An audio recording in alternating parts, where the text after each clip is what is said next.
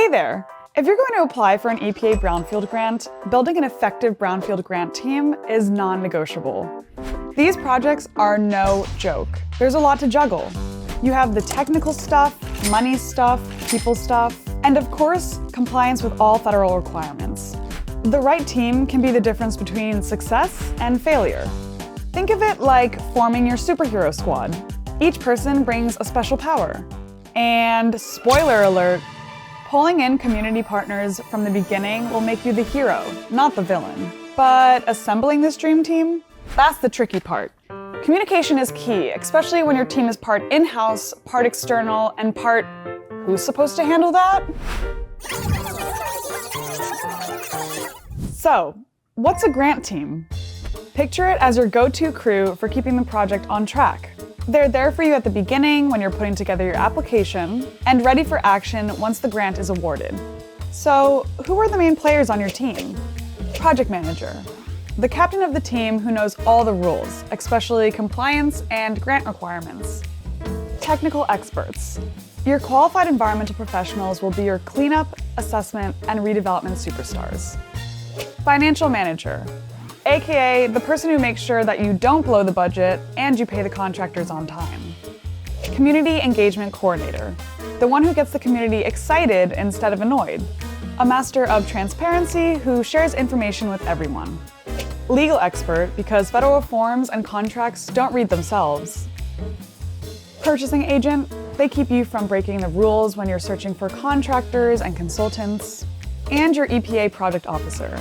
Once you're awarded, your project officer will make sure that everything stays on track in the eyes of the government. It's like the ultimate fantasy draft, but for grants. Grant team. Why all this effort? Simple. A good team means that no one's accidentally tanking your funding or timeline.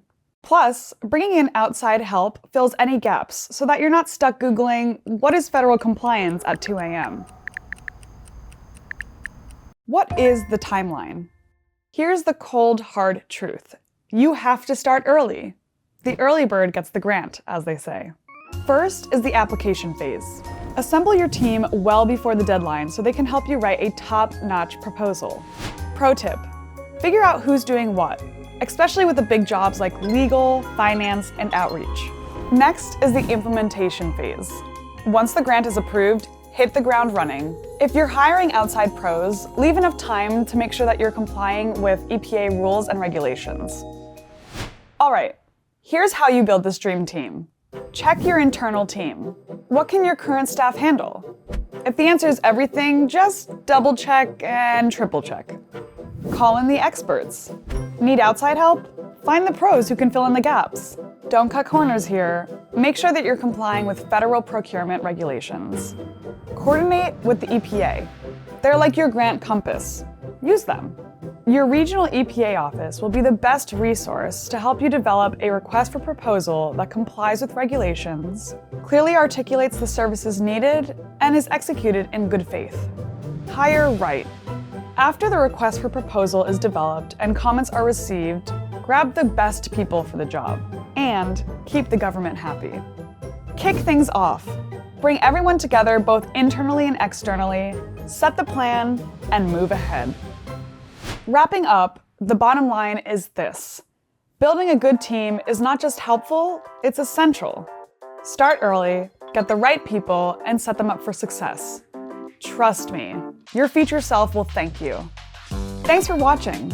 If this helped you out, hit the like button, subscribe, and feel free to share this with anyone who needs a crash course in grant magic. Questions? Comments?